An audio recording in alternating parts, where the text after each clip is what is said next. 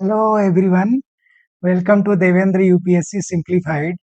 Today we are going to learn fundamental rights through UPSC previous year question. इस video में ना सिर्फ हम क्वेश्चन को देखेंगे बल्कि हर क्वेश्चन के पीछे का जो अंडरलाइन कॉन्सेप्ट है उसको भी समझेंगे। साथ ही हम ऑप्शन को भी एनालाइज करेंगे जिससे हर ऑप्शन में जो यूपीएससी ट्रैप सेटअप करता है उसको भी समझते हुए चलेंगे, जिससे हम फ्यूचर के क्वेश्चन को इजीली समझ पाएँ और उसको कॉन्फिडेंटली सॉल्व कर पाएँ। So let's begin. ये हमारा सीरीज चल रहा है जिसमें हम यूपीएससी के पॉलिटी के सिलेबस को पीवाईक्यू के द्वारा कवर कर रहे हैं। ठीक है, तो ये आप प्लेलिस्ट सेक्शन में जाके इसको आप एक्सेस कर सकते हैं। ये आज का हमारा पहला चैप्टर है जिसमें हम फंडामेंटल राइट को कवर करेंगे। ये पार्ट 1 है जिसमें हम लगभग 10 क्वेश्चन को कवर करेंगे। पार्ट 2 भी इसके जस्ट बाद आएगा, जिसको हम अपने डिस्क्रिप्शन सेक्शन में और पिन कमेंट सेक्शन में मैं डाल दूंगा। ठीक है, लगभग 1995 से 2026 के बीच में 20 से ज़्यादा क्वेश्चन पूछे गए हैं इस चैप्टर से, तो इसका इम्पोर्टेंस सब समझ में आ रहा होगा। 20 से ज़्यादा क्वेश्चन पूछे गए हैं, इससे आपकी इम्पोर्टेंस इसको समझ में आ रहा होगा कि कितना इम्पोर्टेंट ये चैप्टर है। फंडामेंटल राइट्स के क्वेश्चन देखने से पहले कुछ बेसिक टर्म है, कुछ बेसिक इंट्रोडक्शन है, जिसको जान लें, थोड़ा सी फेमिलियरिटी हो जाएगी। जिसको पता है उसका रिवीजन हो जाएगा, जिसको नहीं पता है उसको थोड़ी सी फेमिलियरिटी हो जाएगी। तो फंडामेंटल राइट्स है, ठीक है, इसको मैग्ना कार्टा ऑफ इंडिया कहा जाता है। मैग्ना कार्टा क्या है? मैग्ना कार्टा ह्यूमन हिस्ट्री का वो पहला रिटन डॉक्यूमेंट है जिसमें सिटीजन को पावर दी गई और स्टेट के जो पावर हैं उसको कर्टेल किया गया।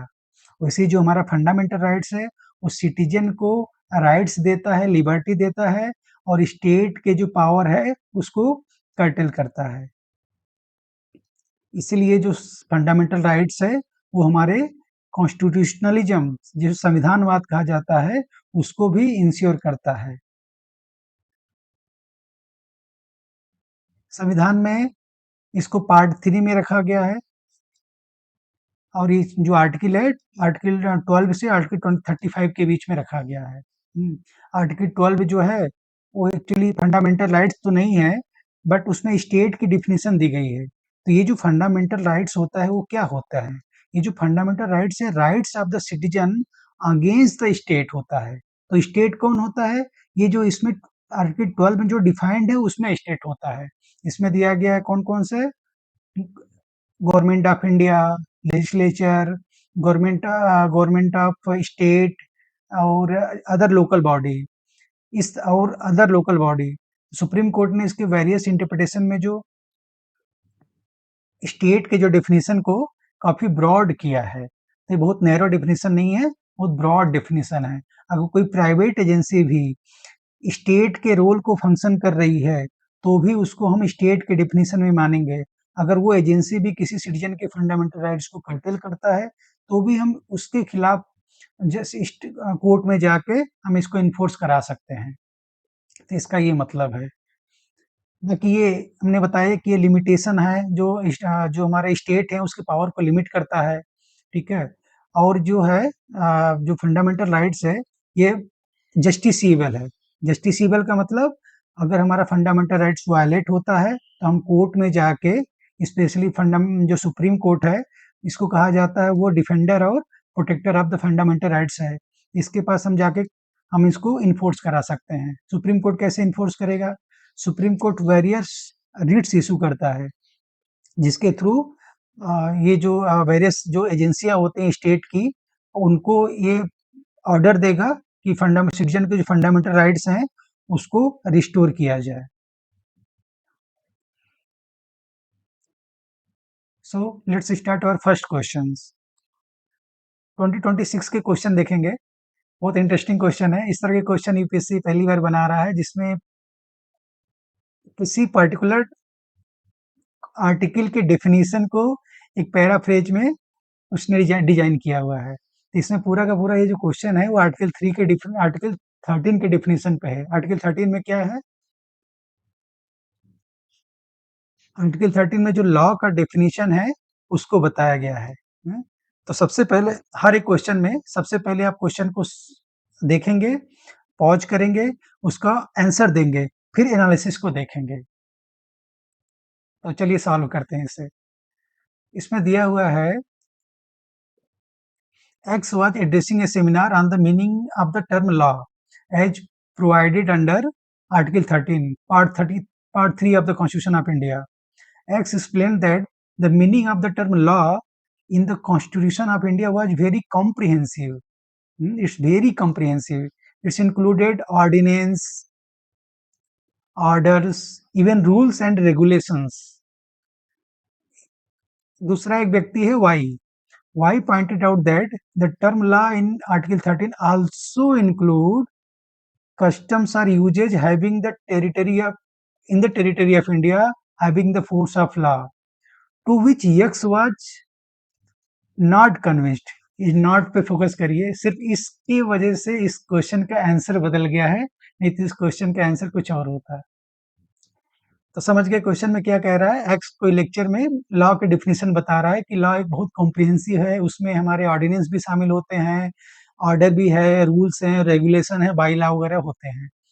उसमें ऑडियंस में एक वाई पॉइंट आउट करता है कि इसमें कस्टम्स भी हैं जो फोर्स ऑफ लॉ रखते हैं with in the territory of India. तो जिसको एक्स का नकारता है, एक्स कहता है ऐसा नहीं है। इसमें ऑप्शन दिया based on the above select the correct conclusion from the option given below. इन चारे ऑप्शन में से कौन सा कंक्लूजन सही है, करेक्ट कंक्लूजन देखना है हमें। ठीक है, पहला ऑप्शन देखें, x is correct in the interpretation of law including the view of the non inclusion of custom. ठीक है, तो ये ऑप्शन क्या कह रहा है कि एक्स का इंटरप्रिटेशन ठीक है, लेकिन एक्स ये मानता है कि जो कस्टम है शामिल नहीं होता है।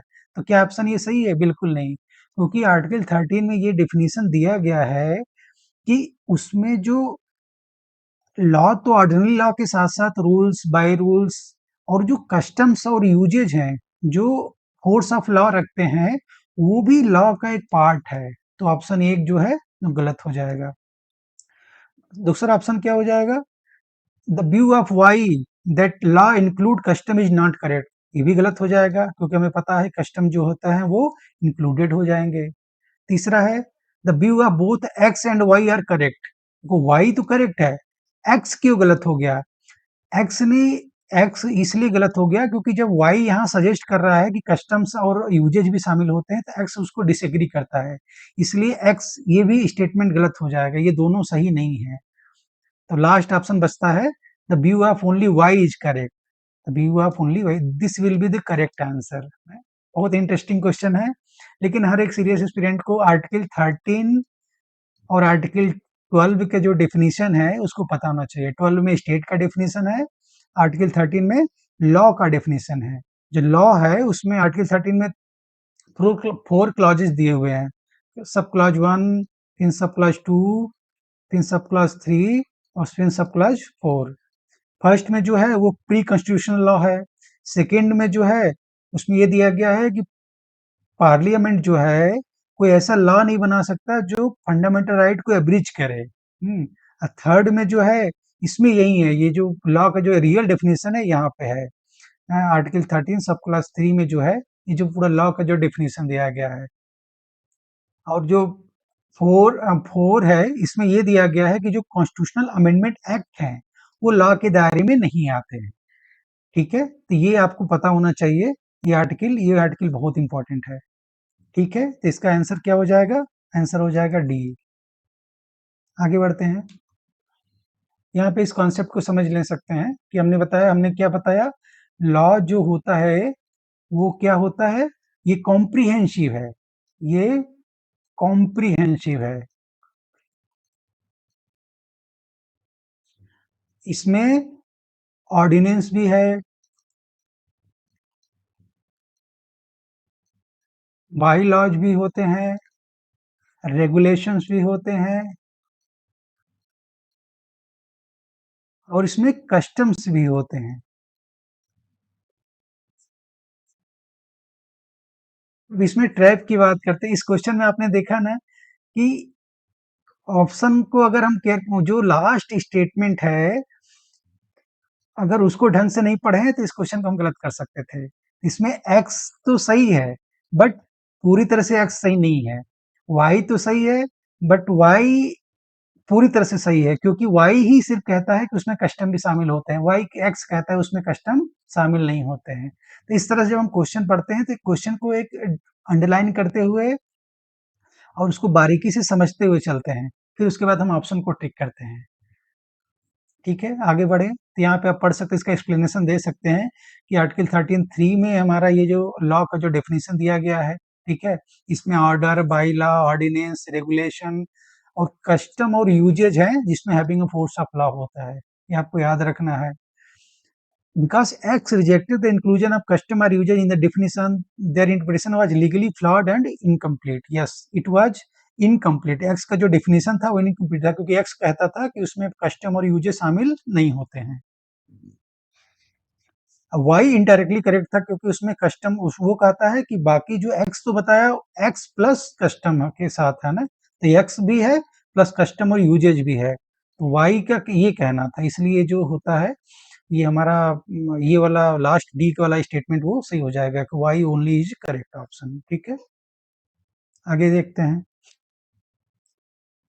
24 का क्वेश्चन है ये, a writ of prohibition is an order issue by the supreme court और हाई कोर्ट टू। अब हमने बताया था ना कि आर्टिकल 32 जो है इसको बोला जाता है ना heart and soul of the constitution. ठीक है, heart and soul of the constitution, तो उससे रिलेटेड एक क्वेश्चन है। तो उसमें हमें बताया ना 5 तरह के जो रीट होते हैं वो इशू किया जाता है, तो उसमें से एक प्रोहिबिशन जो रीट है, रीट ऑफ प्रोहिबिशन, उसके ऊपर क्वेश्चन है। तो क्वेश्चन को पढ़ें, पॉज करें, इसके कमेंट को इसको आंसर को कमेंट में लिखें, फिर इसका एनालिसिस देखें। ठीक है, सॉल्व करते हैं इसको। रीट ऑफ प्रोहिबिशन क्या है, ऑप्शन को देखते हैं। तो हमने पता है, जैसे इस तरह का जब भी कोई क्वेश्चन आया ना, अगर आपको फैक्चुअली पहले पता है तो उसके इन सारे ऑप्शन को देखने के बजाय अपने आंख बंद करके पहले उस पॉइंट को रिकॉल करें, उस फैक्ट को रिकॉल करें, क्योंकि अगर आप फैक्ट को रिकॉल किए बिना अगर ऑप्शन पढ़ेंगे तो आपको कंफ्यूजन बढ़ेगा। तो सबसे अच्छा तरीका होता है, अगर इस तरह का कोई क्वेश्चन आता है जो फैक्चुअली डायरेक्टली हमारे आर्टिकल से रिलेटेड है या हमारे कोर कॉन्सेप्ट से रिलेटेड है, तो सबसे पहले उसको हमें रिकॉल करना चाहिए, फिर हमें ऑप्शन पढ़ना चाहिए, जिससे हम ऑप्शन देख के कंफ्यूज नहीं होंगे। तो हमें पता है कि जो रीट ऑफ प्रोहिबिशन है वो सुप्रीम कोर्ट या हायर कोर्ट अपने लोअर कोर्ट को, लोअर कोर्ट या ट्रिब्यूनल जो होते हैं उनके खिलाफ इशू करता है, जिसमें उनको प्रोहिबिट करता है कि वो अपने जुरिस्डिक्शन से बाहर ना जाए, है ना। तो इसका मतलब ये होता है। इसमें देखिए जो तीसरा ऑप्शन है, द लोअर कोर्ट, किसमें कहता है, सुप्रीम कोर्ट और हाई कोर्ट, किस order issued by the Supreme Court or High Court to the lower court prohibiting continuation of a proceeding in a case। ठीक है, जब कोई लोअर कोर्ट होता है, जो जो लोअर कोर्ट होता है वो अपने जुरिस्डिक्शन से जो अगर बाहर निकलने लगता है, तो जो हायर कोर्ट होते हैं, सुप्रीम कोर्ट और हाई कोर्ट, उसको रोकते हैं, तो उसको हम रीट ऑफ प्रोहिबिशन कहते हैं। और इसे एक रीट होता है, रीट ऑफ सर्सरी। अब आप कमेंट करके बताएंगे कि रीट ऑफ प्रोहिबिशन और रीट ऑफ सर्सरी में क्या अंतर है। ठीक है, कौन सा प्रिवेंटिव है और कौन प्रिवेंटिव के साथ साथ क्यूरेटिव है, इसका आंसर आप हमें कमेंट में बताएंगे। कॉन्सेप्ट में मैंने देखा कि जो रीट होते हैं आर्टिकल 32 में होते हैं, जो ये जो रीट्स होते हैं ये फंडामेंटल राइट्स को हमारा रिस्टोर कराने के लिए इशू किए जाते हैं। किसके खिलाफ इशू किए जाते हैं, किसके खिलाफ इशू किए जाते हैं, ये स्टेट के खिलाफ इशू किए जाते हैं। हाँ, स्टेट, और कुछ रीट्स ऐसे भी है जो इंडिविजुअल के साथ अगेंस्ट भी करे जाते हैं, जैसे हैबियस कॉर्पस। ठीक है, हैबियस कॉर्पस में क्या होता है, अगर कोई एक व्यक्ति है, अगर कोई दूसरा व्यक्ति उसको इलीगली डिटेन कर सकता है, तो ये उसके भी खिलाफ कर सकता है। तो इसलिए कुछ रिट्स जो होते हैं वो इंडिविजुअल के खिलाफ भी इशू किए जाते हैं। ठीक है, बाकी जो हम आगे चल के पढ़ेंगे कि जो रिट्स होते हैं हमारे, जिसे हमने पहला ये हैबियस कॉर्पस होता है, हैबियस कॉर्पस में इलीगल डिटेंशन के खिलाफ होता है। फिर दूसरा जो रिट्स होता है वो मैंडेमस होता है, जो कोई पब्लिक अथॉरिटी है जब उससे कोई काम कराना होता है तो उसको सुप्रीम कोर्ट या कोई भी जो कोर्ट होती है जो ऑथोराइज्ड है रीट इशू करने के लिए, स्पेशली ये सुप्रीम कोर्ट और हाई कोर्ट, वो पब्लिक अथॉरिटी को अपनी जो अपना मैंडेट है उसको पूरा करने के लिए वो मैंडेमस इशू करती हैं। ठीक है, मैंडेमस मतलब वी कमांड, है ना, वी कमांड, कि आप उनको ऑर्डर देते हैं कि आप ये काम, आपकी ड्यूटी है, आपके रिस्पॉन्सिबिलिटी है, आप इसको कंप्लीट करें। तीसरा हमने देखा ये जो प्रोहिबिशन है, प्रोविज़न में हमने देखा कि जब लोअर कोर्ट अपने जुरिस्डिक्शन के दायरे से बाहर जाते हैं, तो उसको हायर कोर्ट उसके जुरिस्डिक्शन को कर्टेल करता है और उसको कोई केस को या तो अपनी कोर्ट में ट्रांसफ़र कर लेता है या उसको वहीं पे स्टॉप कर देता है कि इसके ये जो लोअर कोर्ट है उससे आगे ना बढ़ पाए। फिर हमने सरसरी देखा है, सपोज़ लीजिए कोई केस चल रहा है, ठीक है? अगर कोई केस जो होता है उसका कोई अगर उसका फाइनल कोई लोअर कोर्ट ने उसका जजमेंट नहीं दिया है, तो प्रोहिबिशन होता है कि ठीक है कोर्ट को उसमें स्टॉप कर दिया जाए और उसको वापस हायर कोर्ट में ट्रांसफ़र कर दिया जाए, जिसके पास जुरिस्डिक्शन है उसके ऊपर ट्रांसफ़र कर दिया जाए। लेकिन अगर मान लीजिए लोअर कोर्ट ने अगर कोई जजमेंट दे दिया, तो उस जजमेंट को क्वेश करने के लिए फिर सर्सरी का होता है, रिट इश्यू होता है। इसलिए जो रिट ऑफ सर्सरी है, जो हमारा होता है वो क्यूरेटिव होता है, ठीक है? फिर एक लास्ट जो रिट होता है उसको बोलते हैं क्वो वारंटो, है ना? क्वो वारंटो का मतलब क्या होता है? क्वो वारंटो का मतलब होता है अगर कोई इलीगल कोई पब्लिक ऑफिस है, अगर पब्लिक ऑफिस को कोई इलीगली ऑक्युपाई करता है, कोई ऐसा व्यक्ति जो इनकम्पिटेंट है या उसके एलिजिबल नहीं है, अगर वो ऑक्युपाई करता है, तो कोई भी कंसर्न सिटीजन सुप्रीम कोर्ट में रिट पिटीशन कर सकता है। सुप्रीम कोर्ट उस व्यक्ति से पूछेगा कि quo warranto, what is your authority, है ना?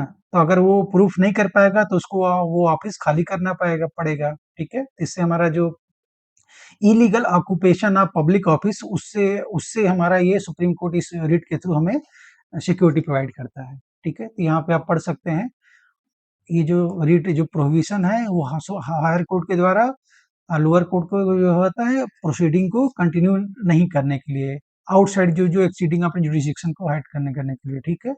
ये होता है प्रिवेंटिव नेचर होता है और इसका स्ट्रिक्ट रूल होता है कि ओनली अगेंस्ट जुडिशियल, हाँ, जैसे कि कुछ रिट्स, ये जो रिट्स है और ऐसे सर्सरी है, ये सिर्फ और सिर्फ जुडिशियल और क्वासी जुडिशियल बॉडी के खिलाफ होता है, ठीक है? ये पब्लिक अथॉरिटी के खिलाफ नहीं होता, स्टेट के खिलाफ नहीं होता, तो ये ध्यान रखना है। और इसका जो कॉन्स्टिट्यूशनल बेसिस है, हमने बताया ना कि आर्टिकल 32 में जो होता है, ये सुप्रीम कोर्ट एम्पावर्ड है, क्योंकि अल्टीमेट गारंटर और provider of fundamental right supreme court है। लेकिन आर्टिकल 226 में जो स्टेट हाई कोर्ट हैं, वो भी एम्पावर्ड हैं रिट्स इश्यू करने के लिए। और आगे चल के हम पढ़ेंगे, जो दोनों के रिट्स हैं, सुप्रीम कोर्ट सिर्फ फंडामेंटल राइट्स को एनफोर्स कराने के लिए रिट इश्यू करता है, लेकिन जो हाई कोर्ट होते हैं, वो फंडामेंटल राइट्स के साथ-साथ अगर अदर लीगल राइट्स हैं, अगर सिटीज़न को अगर वो इंश्योर नहीं होते हैं, तो भी इनको एनफोर्स कराने के लिए हाई कोर्ट जो है, वो रिट इश्यू करता है। कौन से आर्टिकल में? आर्टिकल 226 में इश्यू करता है, ठीक है? आगे बढ़ें। ये इसका एक क्वेश्चन है, in India, which one of the following constitutional amendment was widely believed to be enacted to overcome the judicial interpretation of the fundamental rights? ठीक है, ये क्वेश्चन सुप्रीम कोर्ट के जजमेंट पे है और हिस्टोरिकली भी है, तो इसको आप देखें, सॉल्व करें क्वेश्चन को। ठीक है, चलिए सॉल्व करते हैं। क्वेश्चन क्या कह रहा है? Which one of the following constitutional amendment act, amendment के बारे में पूछ रहा है, was widely believed to be enacted to overcome the judicial interpretation of the fundamental rights, ठीक है? ऐसे में बता दें, इस क्वेश्चन को यूपीएससी ने ड्रॉप कर दिया था। यूपीएससी ने इसको ड्रॉप इसलिए कर दिया था कि इस क्वेश्चन के 2 ऑप्शन बनते हैं, ठीक है? तो जैसे हम बताएँ, तो जैसे स्पेशली, लेकिन ये जो क्वेश्चन जो डिज़ाइन किया गया था, ये फर्स्ट कॉन्स्टिट्यूशनल अमेंडमेंट एक्ट था, उसको ध्यान में रख के डिज़ाइन किया गया था। लेकिन ये क्वेश्चन दिया widely believed to be enacted, तो इसमें क्या होता है, जो फर्स्ट कॉन्स्टिट्यूशनल अमेंडमेंट था, ये ऐसा था ही, ये भी था, लेकिन हमें पता है ना कि जो 42nd कॉन्स्टिट्यूशनल अमेंडमेंट एक्ट था, वो भी ऐसा ही था कि जो गोलकनाथ केस में सुप्रीम कोर्ट का जजमेंट था, उस जजमेंट को ओवरटर्न करने के लिए ये कॉन्स्टिट्यूशनल अमेंडमेंट एक्ट लाया गया था। तो ये भी क्वेश्चन सही हो सकता है। और पहला जो क्वेश्चन था, पहला अमेंडमेंट एक्ट था, ये नेहरू जी लाए थे, जो इंटरिम कैबिनेट था, पहला फुली इलेक्टेड गवर्नमेंट से पहले ही फर्स्ट अमेंडमेंट एक्ट हो गया था कॉन्स्टिट्यूशन में। तो इस बात को भी ध्यान रखना है, यूपीएससी आजकल पोस्ट इंडिपेंडेंस से भी क्वेश्चन पूछ रहा है। तो इसमें क्या हुआ था कि जैसे आर्टिकल जो 15 है और आर्टिकल 46 है, इन दोनों में इन्हेरेंट कुछ कॉन्फ्लिक्ट है। जैसे इसमें क्या है, स्टेट को प्रोहिबिट करता है कि वो सिटीजन को रिलीजियन, रेस, कास्ट, सेक्स और प्लेस ऑफ बर्थ या एनी ऑफ देम पे इनके आधार पे ये डिस्क्रिमिनेट नहीं कर सकता है। लेकिन इसमें 46 में दिया गया ये डीपीएसपी का पार्ट है। अब ये जो है फंडामेंटल राइट्स का पार्ट है। तो इसमें क्या था कि इसमें 46 में स्टेट के पास ये पावर है कि वो शेड्यूल कास्ट, शेड्यूल ट्राइब और अदर जो बैकवर्ड क्लासेज हैं, उनके एडवांसमेंट के लिए स्पेशल प्रोविजन कर सकता है। और लेकिन यहाँ पे क्या है, कास्ट के आधार पे ये डिस्क्रिमिनेट नहीं कर सकता है। तो सुप्रीम कोर्ट एक मद्रास में एक केस हुआ था, उसमें क्या था कि कोई मेडिकल में कोई रिजर्वेशन का जो प्रोविजन था, उसके खिलाफ कोई लेडी सुप्रीम कोर्ट में गई कि बोली कि जो कास्ट बेस्ड रिजर्वेशन है ये हमारे फंडामेंटल राइट्स के खिलाफ है, आर्टिकल 15 का वायलेशन है। तो सुप्रीम कोर्ट ने फिर चंपाकरण दोराईराजन केस में ये जजमेंट दिया कि ठीक है, ये जो उसमें जो मद्रास कोर्ट जो गवर्नमेंट का जो ऑर्डर था कास्ट बेस्ड रिजर्वेशन को, उसको नलीफाई कर दिया था। तो अब होता क्या है कि हमें पता है कि जो पूना पैक्ट था, पूना पैक्ट है, उसके थ्रू जो हमारा जो रिजर्वेशन है, पूरा उसका एक हिस्टोरिकल बेसिस है, ठीक है? तो फिर उसके बाद हमारा ये कॉन्स्टिट्यूशनल मैंडेट है स्टेट के पास कि जो डिसएडवांटेज सेक्शन है, एससी हो गए, एसटी हो गए, अदर बैकवर्ड क्लासेज हो गए, स्टेट को एम्पावर करता है कि उसके लिए स्पेशल प्रोविजन बना सकते हैं, यानी रिजर्वेशन वगैरह का प्रोविजन कर सकते हैं। तो इन दोनों में इनहेरेंट कॉन्फ्लिक्ट हो गया। तो फिर इसी को नलीफाई करने के लिए चंपाकर दोराइजन का जो केस था उसको नलीफाई करने के लिए फिर जो फर्स्ट कॉन्स्टिट्यूशनल अमेंडमेंट एक्ट लाया गया था, ठीक है? ये जो हमारा फर्स्ट कॉन्स्टिट्यूशनल एक्ट लाया गया था 1951 में होता है, ठीक है? तो इसका आंसर, ये क्वेश्चन का दोनों आंसर हो गया, लेकिन यूपीएससी ने इस क्वेश्चन को ड्रॉप कर दिया था। फिर भी ये कॉन्सेप्चुअल क्वेश्चन था, इसलिए मैंने इसको इंक्लूड किया था। और इस तरह के क्वेश्चन आजकल आ रहे हैं। तो इसमें क्या था कि अमेंडमेंट तो जानना ही है था कि कौन सा अमेंडमेंट कब हुआ था, लेकिन उसके पीछे का जो बैकग्राउंड था वो भी जानना है आपको। जैसे फर्स्ट अमेंडमेंट में बताया कि किस तरह का जो कॉन्फ्लिक्ट था, उसके फंडामेंटल राइट और डीपीएसपी का कॉन्फ्लिक्ट था। फिर उसमें ही था कि एक रोमेश थापर केस था, उसमें जो फ्रीडम ऑफ स्पीच और एक्सप्रेशन है, उस पे कर्टेल का, उस पे भी कर्टेल करने के लिए इसमें इसको जो आर्टिकल 19(2) का में है जो रीजनेबल रिस्ट्रिक्शन है, उसको और ब्रॉड किया गया। फिर इसी में फिर हमने बताया था फर्स्ट कॉन्स्टिट्यूशनल अमेंडमेंट एक्ट, हमारा जो 9th शेड्यूल है, उसको हमने जोड़ा गया। 9th शेड्यूल में क्या था, कुछ ऐसे लॉ हैं जिनको अगर हम 9th शेड्यूल में डाल दें, तो उसमें उस समय उसका कोई जुडिशियल क्या कहते हैं, रिव्यू वगैरह संभव नहीं था। उसमें एक उसको एक इम्यूनिटी मिल जाता था। लेकिन हमें पता है कि अभी ऐसा केस नहीं है। अभी हमारा अय्यर कोहेलो केस के बाद हमारा जो भी 9th शेड्यूल में इंक्लूड होता है, उसपे भी जुडिशियल रिव्यू होता है, ठीक है? तो इस तरह का था, तो हमें उसके बैकग्राउंड जानना है कि फर्स्ट कॉन्स्टिट्यूशनल अमेंडमेंट किस बेसिस पे हुआ था, क्या बैकग्राउंड था। तो बैकग्राउंड हमने देखा कि डीपीएसपी फंडामेंटल राइट में कॉन्फ्लिक्ट था। दूसरा जो फ्रीडम ऑफ स्पीच और एक्सप्रेशन था, उसमें उसको कर्टेल करने के लिए उसके जो रीजनेबल रिस्ट्रिक्शन है उसको वाइडन करने के लिए। तीसरा हमने देखा जो लैंड रिफॉर्म वगैरह जो एक्ट है, वो एक्ट जो होते हैं बहुत बार-बार वो चैलेंज हो जाते थे होते थे, क्योंकि राइट टू प्रॉपर्टी उस समय हमारा फंडामेंटल राइट था। तो इसलिए कुछ ऐसे लॉ को ला के उसको 9th शेड्यूल में डाला गया था कि उसपे जुडिशियल रिव्यू ना हो सके। तो इस तरह का बैकग्राउंड पता होना चाहिए। 42nd जो अमेंडमेंट है, 42nd हमने पता है कि जो 42nd है अमेंडमेंट है, आगे हम पढ़ेंगे कि मिनी कॉन्स्टिट्यूशन कहा जाता है। ये इमरजेंसी के समय हुआ था, ठीक है? 1976 में हुआ था जो होता है, ये 1976 में हुआ था। फिर ये 42nd अमेंडमेंट जो होता है, गोलकनाथ केस में सुप्रीम कोर्ट ने कहा था कि fundamental rights are sacrosanct. Fundamental जो पार्लियामेंट है फंडामेंटल राइट्स को अमेंड नहीं कर सकता। तो लेकिन हमारे पास पता है कि आर्टिकल 368 में ये लिखा है कि जो पार्लियामेंट है उसके पास पावर है कि वो किसी भी पार्ट को चाहे उसमें एडिशन करके या वेरिएशन करके या उस पार्ट को रिपील करके उसमें चेंजिंग भी कर सकती है। तो इन दोनों के में कॉन्फ्लिक्ट हुआ, तो फिर ये 42nd अमेंडमेंट एक्ट लाया गया था पार्लियामेंट के थ्रू। 44th अमेंडमेंट एक्ट हमें पता है कि ये जो 42nd अमेंडमेंट एक्ट में जो अथॉरिटेरियन टेंडेंसी थी, जो पावर को कंसंट्रेट करने की जो टेंडेंसी थी, फिर उसके बाद जब जनता इमरजेंसी के बाद जो जनता गवर्नमेंट आई, उन्होंने 44th अमेंडमेंट लाया। तो इसमें मोस्टली जो जो 42nd अमेंडमेंट एक्ट के द्वारा जो पावर कंसंट्रेट किया गया था, या सुप्रीम कोर्ट या हाई कोर्ट के जुरिडिक्शन को कर्टेल किया गया था, सिटीजन के फंडामेंटल राइट को कर्टेल किया गया था, तो उसमें इसको रिस्टोर किया गया। इसमें और भी एडिशनल सेफगार्ड लगाए गए थे कि जैसे किस किस ग्राउंड पे हमारा इमरजेंसी शामिल होगा, इमरजेंसी लगाया जा सकता है, किस ग्राउंड पे नहीं लगाया सकता, कौन सा फंडामेंटल राइट्स सस्पेंड हो सकता है, कौन सा नहीं, ठीक है? इन सब के आधार पे 44th आया था। और 86 हमें पता है कि ये पूरा जो है, ये हमारा आर्टिकल 21 ए के रिकॉर्डिंग है, कि जिसमें हमारा जो बोलते हैं ना कि ये कौन सा है, कि जो हमारा राइट टू एजुकेशन है, ठीक है? सुप्रीम कोर्ट का एक जजमेंट आया था राइट टू एजुकेशन पे, कि मतलब कि एक जो वेलफेयर स्टेट है उसका एक मैंडेट होता है कि सभी जो एलिजिबल चिल्ड्रन है, स्पेशली जो 6 टू 14 ईयर हैं, उनको हम फ्री और कंपल्सरी एजुकेशन दें। तो ये 86 अमेंडमेंट 2002 जो होता है, ये वाजपेयी गवर्नमेंट के शासन काल में आया था, ठीक है? तो इसके आधार पर हम ये तो एक क्वेश्चन में 4 क्वेश्चन हैं, तो इस 4 क्वेश्चन का तो हमें इस क्वेश्चन से यही स्पेशल लेना है कि हमें सिर्फ इतना ही नहीं जानना है कि कौन सा कॉन्स्टिट्यूशनल अमेंडमेंट एक्ट हुआ था, कब हुआ था, हमें जानना है उसके पीछे का बैकग्राउंड भी जानना है, ठीक है? उसमें डीपली थोड़ा एनालिसिस करके जानना है कि उसके पीछे का रीजन क्या था, और इस अमेंडमेंट एक्ट में हुआ क्या था। फिर इस अमेंडमेंट एक्ट को सुप्रीम कोर्ट में चैलेंज भी किया होगा, तो उसके चैलेंज करने के बाद फाइनल जो अभी जो करंट का स्टेटस है वो क्या है, ये भी जानना है हमें, ठीक है? ठीक है, तो इसको यूपीएससी ने ड्रॉप कर दिया था, फिर बट लीगली जो उसमें एक्चुअली उसमें न्यूज में भी चल रहा था फर्स्ट अमेंडमेंट एक्ट, और कुछ कॉन्स्टिट्यूशनल एक्सपर्ट थे, उन्होंने बुक भी लिखा हुआ था।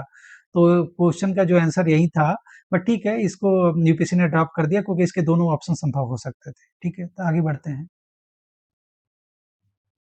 तो यहाँ पे हमने कॉन्सेप्ट बता ही दिया कि ये जो अमेंडमेंट है, इसके पीछे का जो स्टोरी था वो क्या था, ठीक है? ट्रैप में हमने यही देखा कि अगर हम बारीकी से एनालिसिस करें तो कम से कम 2 या 3 इस पे अमेंडमेंट एक्ट है, वो ज़्यादातर जो होते हैं, जो सुप्रीम कोर्ट के जजमेंट होता है उसको नलीफाई करने के लिए लाए गए हैं, ठीक है? तो हमें कोर्ट के जजमेंट को भी पढ़ना है, सिर्फ स्टैटिक के साथ-साथ हमें डायनामिक उसके इंटरप्रिटेशन को भी जानना है, ठीक है? तभी हम उसके यूपीएससी के सारे क्वेश्चन को कर पाएँगे। यहाँ मैंने आपको डाल दिया है कि कब एनेक्ट हुआ था फर्स्ट वाला, उसके बाद ये जो है ना चंपाकरा जो दोराइजन केस वाला उसके लिए, और ये जो रिगार्डिंग फ्रीडम ऑफ स्पीच के लिए जो रमेश थॉपर केस था उसके लिए। फिर इसमें ये जो दिया गया था, रीजनेबल रिस्ट्रिक्शन को ब्रॉडन किया गया 15 में, और ये 9 शेड्यूल हमने बताया गया कि जो लैंड रिफॉर्म होते हैं, उसको वायलेट करने वाले जो लॉ हैं, उनको रखा गया, क्योंकि वो हमारा जो लैंड रिफॉर्म भी एक वेलफेयर स्टेट का मैंडेट है। क्योंकि हमने पता था ना, जो लैंड टेन्योर था ब्रिटिशर्स लाए थे, वो जमींदारी वगैरह ये सब था, तो वो हमारा जो हमें क्या था, अल्टीमेटली एम था क्या हमारा, कि पोस्ट इंडिपेंडेंट के बाद कि हमारे कंट्री में एक सोशल डेमोक्रेसी आए, ठीक है? एक सोशलिस्ट पैटर्न ऑफ सोसाइटी बने, ठीक है? इक्विटी आए, ठीक है? और हमारी जो इनइक्वालिटी है वो कम हो। तो इसके आधार पर लैंड का रीडिस्ट्रीब्यूशन करना ही था, जो ज़िम्मेदारी थी उसको एवोल्यूशन करना था। ये सब जो बैकग्राउंड थे, इसके आधार पे ये क्वेश्चन का आंसर निकाला जाता था। ठीक है, आगे बढ़ते हैं। भाई इसका क्वेश्चन देखते हैं। क्वेश्चन को पॉज़ करें, पढ़ें, इसका आंसर कमेंट सेक्शन में दें, फिर एनालिसिस देखें। इससे आपको अच्छा फ़ायदा होगा। ठीक है? सॉल्व करते हैं इसको। With reference to the writ issued by the courts in India, consider the following statement. फिर वही रीट पे क्वेश्चन आ गया जो हम लोगों ने पढ़ा था, आर्टिकल 32, आर्टिकल 236 के बारे में, ठीक है? तो पढ़ते हैं एक-एक स्टेटमेंट को, एक-एक स्टेटमेंट को पढ़ना होता है, और स्टेटमेंट पहला स्टेटमेंट पढ़ा, फिर सीधे ऑप्शन पे आए, दूसरा पढ़ा, इस तरह से ऑप्शन, इस तरह के यूपीएससी के क्वेश्चन सॉल्व किए जाते हैं। अगर सारे पढ़ने के बाद ऑप्शन पे आएँगे तो आप कन्फ्यूज़ हो जाएँगे। पहले देखिए पढ़ते हैं, जैसे पहला ऑप्शन पढ़ें, mandamus will not lie against a private organization unless it is entrusted with a public duty. ठीक है? क्या कह रहा है? हमें पता है मैंडेमस क्या होता है, कि मैंडेमस जो होता है, जो गवर्नमेंट अथॉरिटी होती है उनके खिलाफ होता है, उनके अगेंस्ट होता है। तो प्राइवेट इसमें वही दिया है, mandamus will not lie against a private organisation unless it is interested with a public duty. बिल्कुल ठीक है, अगर प्राइवेट ऑर्गेनाइजेशन भी पब्लिक ड्यूटी करती है तो उसके खिलाफ कर सकता है, लेकिन अगर पब्लिक ड्यूटी नहीं कर रही है तो प्राइवेट ऑर्गेनाइजेशन के खिलाफ नहीं हो सकता है। तो पहला स्टेटमेंट जो होता है वो हमारा ठीक है। अब हमें करेक्ट ये भी आइडेंटिफाई करना है, पहले इसको टिक कर लिया गया, क्या मार्क करना है, करेक्ट पूछा है या इनकरेक्ट पूछा है, ठीक है? तो पहला जो होता है ठीक हो जाएगा, तो हमें ये ऑप्शन हमने काट दिया, ठीक है? फिर अब आगे देखते हैं, तो ये ऑप्शन जो हमारा है वो कट गया। Mandamus will not lie against A company even though it may be A government company, ठीक है? तो क्या कह रहा है? Mandamus will not lie against A company even though it may be A government company. बिल्कुल, कुछ ऐसे पीएसयू होते हैं, जो कुछ ऐसे पीएसयू जो होते हैं, वो क्या होते हैं? जो है कुछ ऐसे पीएसयूज होते हैं जो उनका जो फंक्शन होता है वो पब्लिक नेचर का नहीं होता है, ठीक है? तो अगर उनके खिलाफ मैंडेमस इशू हम नहीं कर सकते, तो ये भी इस क्वेश्चन को थोड़ा सा रखते हैं। फिर आगे बढ़ते हैं। Any public minded person can be a petitioner to move the court to obtain a writ of quo warranto, ठीक है? जैसे हमने बताया ना, पिछले क्वेश्चन में हमने डिस्कस किया था कि जो को वारंटो है और जो हेबियस कॉर्पस है, ठीक है? ये जो होता है, ये जो लीगल इंजरी जिसको नहीं हुआ वो भी कर सकता है। मतलब जैसे क्या, जैसे मुझे कोई बंधक बना लिया, इलीगली डिटेन कर लिया, ठीक है? तो मैं तो नहीं जाऊँगा कोर्ट में, तो कोई दूसरा ही जा सकता है मेरे बिहाफ़ पे, तो कोई दूसरा भी मेरे बिहाफ़ पे वो ये हेबियस कॉर्पस का पिटीशन डाल सकता है। ऐसे ही जो पब्लिक अथॉरिटी है, पब्लिक ऑफिस है, अगर कोई उसको इलीगली ऑक्यूपाई करता है, लेकिन मेरा उस पब्लिक ऑफिस से कोई लेना-देना नहीं है, तो भी मैं एक पब्लिक स्पिरिटेड पर्सन होके मैं उसको सुप्रीम कोर्ट में पिटीशन मूव कर सकता हूँ कि फला-फला जो चेयरमैन है, इसके पास क्वालिफिकेशन नहीं है इसका चेयरमैन बनने का, ठीक है? तो ये भी कर सकता है, तो ये भी स्टेटमेंट जो है वो सही होता है। तो कौन-सा स्टेटमेंट सही हो जाएगा इसका?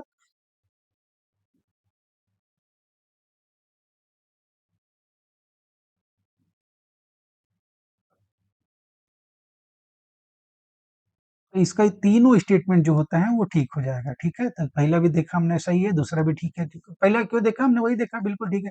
दूसरा हमने बताया ना कुछ ऐसे चीज़ होते हैं जो पीएसयू वगैरह होते हैं जिनका पब्लिक नेचर का फंक्शन नहीं होता है, तो उसके खिलाफ हम मैंडेमस इश्यू कैसे कर सकते हैं? और हमने ये देखा है तीसरा सही है कि को वारंटो में पब्लिक मैंडेट जो पर्सन होते हैं, वो भी है इश्यू कर सकते, मतलब वो सुप्रीम कोर्ट में जाके वो रिट को इंश्योर कर सकते हैं, उस पब्लिक ऑफिस को खाली करने के लिए अ, सुप्रीम कोर्ट से रिट इश्यू करा सकते हैं, ठीक है? तो ये तीनों ऑप्शन सही है और बहुत अच्छा क्वेश्चन है ये, ठीक है? इस तरह का रिट पे क्वेश्चन ये दूसरा क्वेश्चन देख रहे हैं हम लोग, तो इसको समझ लेना है, ठीक है?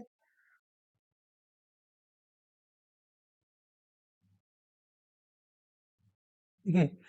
इस हाँ, देखिए यहाँ पे भी एक ट्रैप था, ठीक है?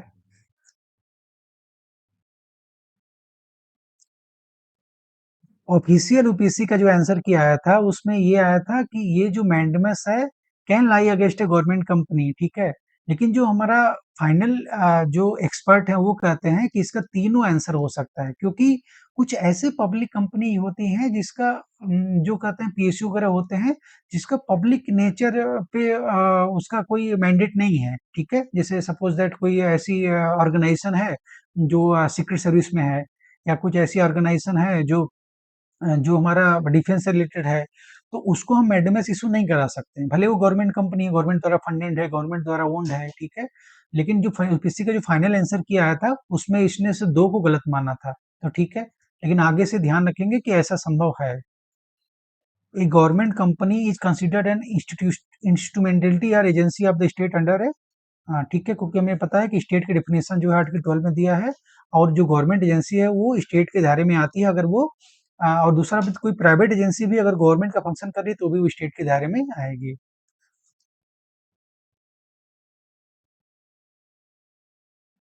ठीक है? तो इस क्वेश्चन को देख लेते हैं।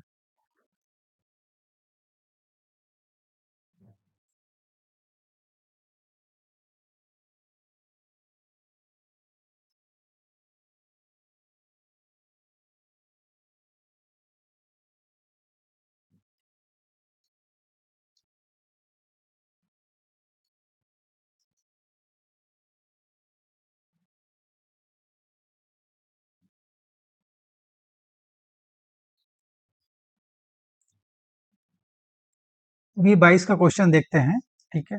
ये 22 का जो क्वेश्चन है वो फिर से रीड पे आ गया है, तो क्वेश्चन को पॉज़ करें, फिर इसके आंसर को दें, फिर हम इसको डिस्कस करेंगे। चलिए डिस्कस करते हैं। तो हमने बताया था ना रीट जो होता है वो सुप्रीम कोर्ट कब इश्यू करता है, और सुप्रीम कोर्ट और हाई कोर्ट दोनों इश्यू कर सकते हैं। सुप्रीम कोर्ट सिर्फ फंडामेंटल राइट्स को इंश्योर करने के लिए और जो हाई कोर्ट होते हैं वो लीगल राइट को भी इंश्योर करने के लिए रिट इश्यू करते हैं।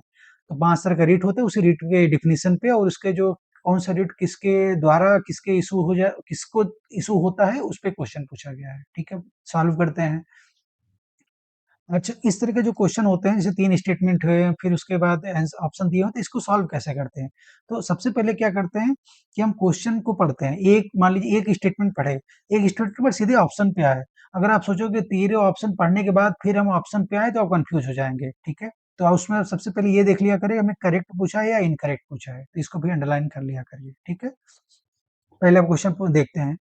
Mandamus will not lie against a private organization unless it is entrusted with a public duty। बिल्कुल सही है। मैंडमस जो होती है कोई गवर्नमेंट एजेंसी के खिलाफ कोई गवर्नमेंट ऑर्गेनाइजेशन के खिलाफ होती है क्योंकि वो स्टेट के दायरे में आते हैं। लेकिन अगर कोई प्राइवेट एजेंसी भी गवर्नमेंट का कोई रोल प्ले कर रही है, अगर कॉन्ट्रेक्चुअल बेसिस पे ही एफिलिएटेड है और गवर्नमेंट के रोल को प्ले कर रही है, पब्लिक ड्यूटी रोल का रोल प्ले कर रही है तो उसके खिलाफ हो सकता है। लेकिन अगर कोई उसका कोई पब्लिक ड्यूटी है ही नहीं प्राइवेट ऑर्गेनाइजेशन का तो उसके खिलाफ नहीं हो सकता। तो बिल्कुल ठीक ऑप्शन है। तब इसमें ये ऑप्शन कट जाएगा हमारा, ठीक है? दूसरा देखते हैं। Mandamus will not lie against A company even though it may be A government company. It may be A government company. Mandamus will not lie against A company even though it may be A government company. तो अभी हमने देखा क्या देखा कि जो mandamus है जो गवर्नमेंट कंपनी है वो तो पब्लिक स्टेट के डिफिनेशन के अंदर आएगा ही। तो उसको तो इशू करना ही है मतलब वो तो आएगा ही स्टेट के डिफिनेशन में तो उसके खिलाफ तो जाएगा ही जाएगा। ठीक है, तो ये हमारा जो ऑप्शन है वो गलत हो जाएगा। ठीक है, तो ये गलत हो जाएगा तो ये गलत हो जाएगा तो ऑप्शन क्या हो जाएगा ये। अब हमें ये ऑप्शन देखिए एग्जाम में ऐसे ही टाइम बचाना होता है। ये ऑप्शन पढ़ने की भी ज़रूरत नहीं एग्ज़ाम में। अभी तो हम एनालिसिस कर रहे हैं इसलिए पढ़ने की ज़रूरत है, लेकिन हमें आंसर निकल गया है हमारा। हमने 3 ऑप्शन काट दिया तो 1 ऑप्शन ठीक हो गया। लेकिन फिर पढ़ते हैं इसको। Any public minded person can be a petitioner to move the court to obtain the writ of quo warranto. ठीक है? क्वो वारंटो हमने बताया कब होता है ना, जब कोई ऐसा व्यक्ति कोई ऑफिस को ऑक्युपाई करता है जिसकी वो एलिजिबिलिटी होल्ड नहीं करता।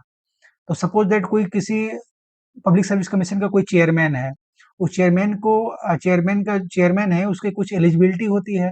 अगर मान लीजिए कोई पॉलिटिकल पार्टी आई, किसी ऐसे व्यक्ति को उसने चेयरमैन बना दिया जिसके पास वो एलिजिबिलिटी नहीं है, तो हम लोग भी कोई पब्लिक माइंडेड पर्सन भी जाके सुप्रीम कोर्ट में वो रिट इश्यू करा सकता है कि quo warranto what is your authority.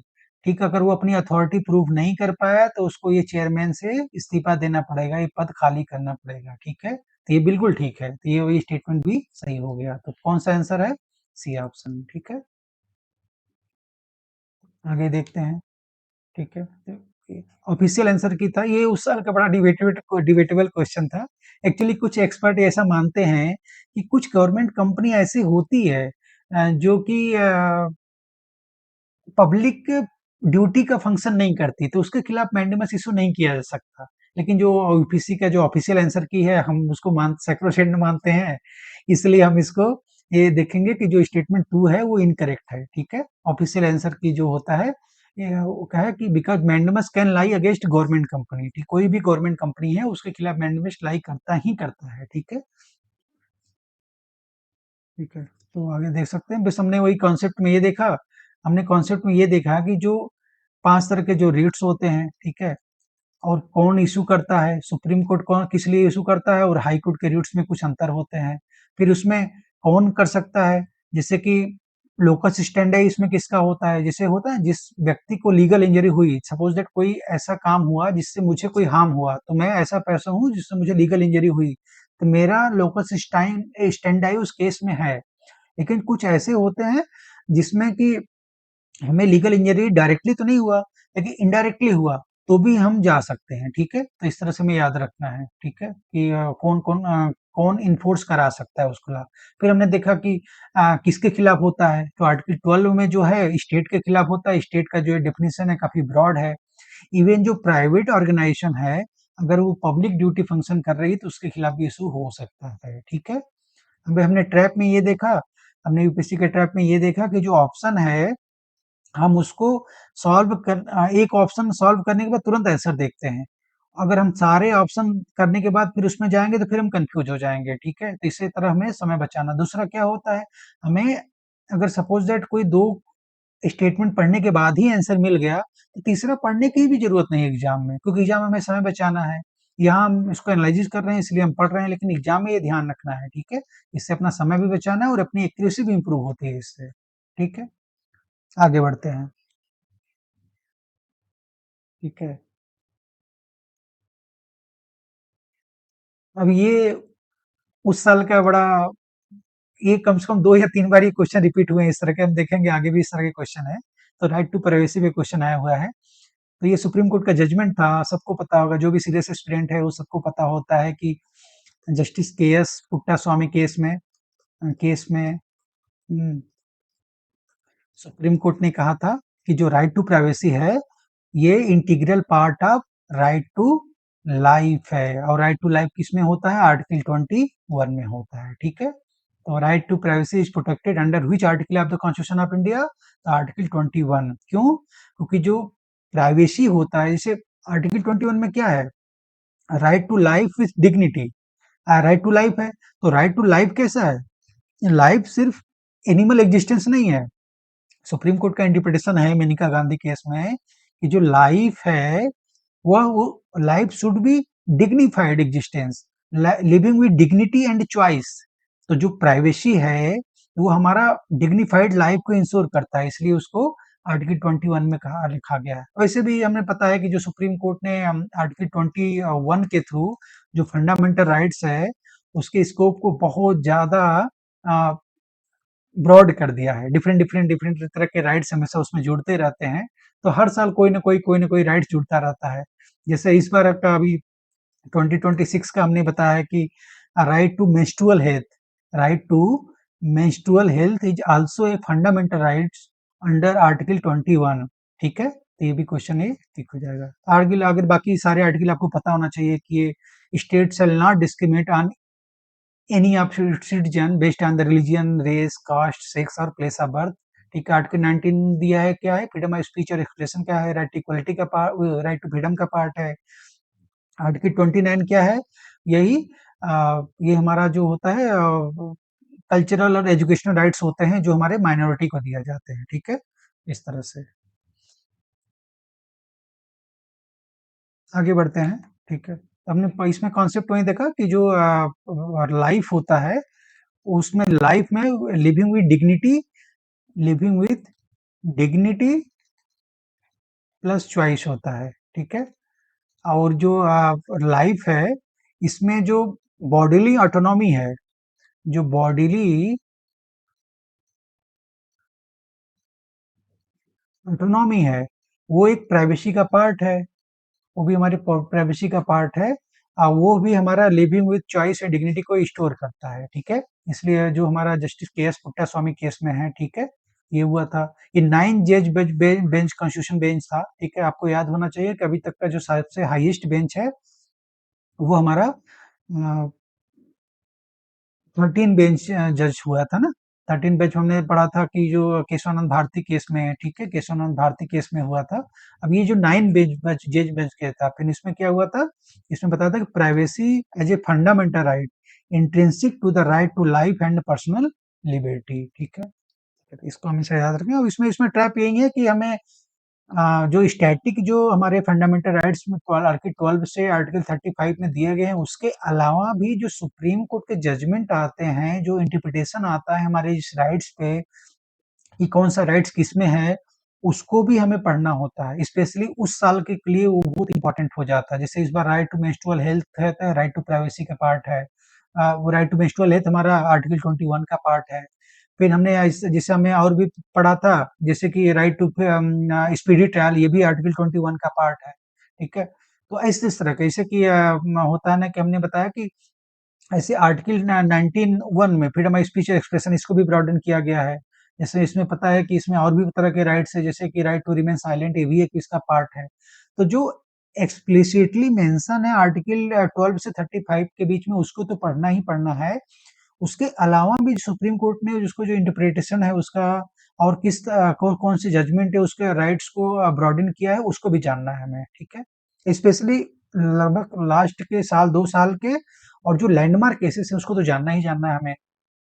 आगे हम देखेंगे, कभी किसी क्लास में करेंगे तो सुप्रीम कोर्ट के जितने भी लैंडमार्क केसेस हैं और उसके उसके द्वारा कौन सा इंटरप्रिटेशन आया जो अभी हमारे कॉन्स्टिट्यूशनल हिस्ट्री का पार्ट है, उसको भी हम पढ़ेंगे। आगे बढ़ते हैं। ये इसका क्वेश्चन है, ठीक है। इस तरह के क्वेश्चन है, और इस तरह के क्वेश्चन में देख के घबराना नहीं चाहिए। इस तरह के क्वेश्चन बहुत इजी होते हैं। अगर आपने एक भी, अगर सपोज दैट दोनों ऑप्शन ठीक है तो ठीक है, अगर इसमें से एक भी ऑप्शन गलत निकल गया तो हमारा बहुत इजी से आंसर निकल जाता है। तो अभी तक का मेरा 6 अटेम्प्ट का ये एक्सपीरियंस है कि जितना लेंथी क्वेश्चन होता है उतना इजी होता है उसको एग्जाम में करना। हाँ, बशर्ते कि आपकी जो रीडिंग एक्यूरेसी होती है वो अच्छी होनी चाहिए। हमें थोड़ा-सा उसमें डिटेल में जाके थोड़ा-सा माइंड को एक्टिव होके पढ़ने आना चाहिए। एक तरह से कॉम्प्रिहेंशन के क्वेश्चन बन जाते हैं इस तरह। तो सॉल्व करें इस क्वेश्चन को, ठीक है? तो स्टेटमेंट 1 देखते हैं पहले। अगेन वही हमारा रहेगा कि सबसे पहले स्टेटमेंट पढ़ेंगे, फिर आंसर देखेंगे, फिर स्टेटमेंट 2 पढ़ेंगे, फिर आंसर देखेंगे, ठीक है? इसके हिसाब से देखेंगे। अगर सारा सोचेंगे कि पहले स्टेटमेंट पढ़ लिया, 2 पढ़ लिया, फिर दोनों में लिंकेज बैठा लिया, फिर आंसर देखा, तो फिर आप भटक जाएँगे, ठीक है? एग्ज़ाम में हमें टाइम बचाना होता है, तो हमें करेक्ट पूछा है तो इसमें पहले टिक कर लेना है, ठीक है? सबसे पहले क्वेश्चन देखा, क्या पूछा है ये देखा, फिर स्टेटमेंट देखा। ये स्टैंडर्ड रूल है जो आपको समझना चाहिए, ठीक है? एग्ज़ाम के लिए। अब स्टेटमेंट 1 देखते हैं।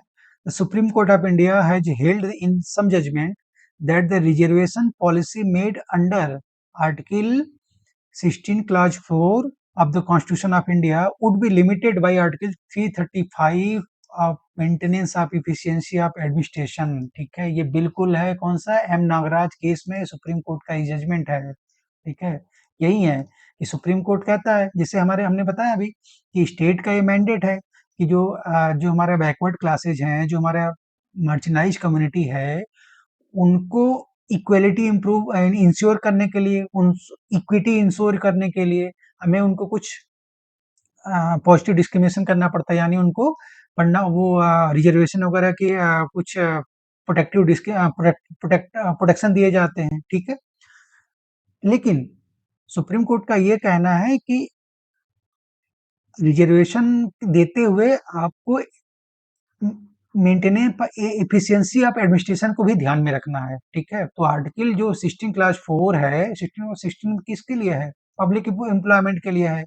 पब्लिक एम्प्लॉयमेंट में हमें आर्टिकल 16 4 के साथ साथ आर्टिकल 335 का भी ध्यान रखना है कि अगर हम रिजर्वेशन दे रहे हैं तो एडमिनिस्ट्रेशन की एफिशिएंसी कंप्रोमाइज ना हो, ठीक है। तो ये भी सुप्रीम कोर्ट के जजमेंट से क्वेश्चन, तो ये बिल्कुल सही स्टेटमेंट है, ठीक है।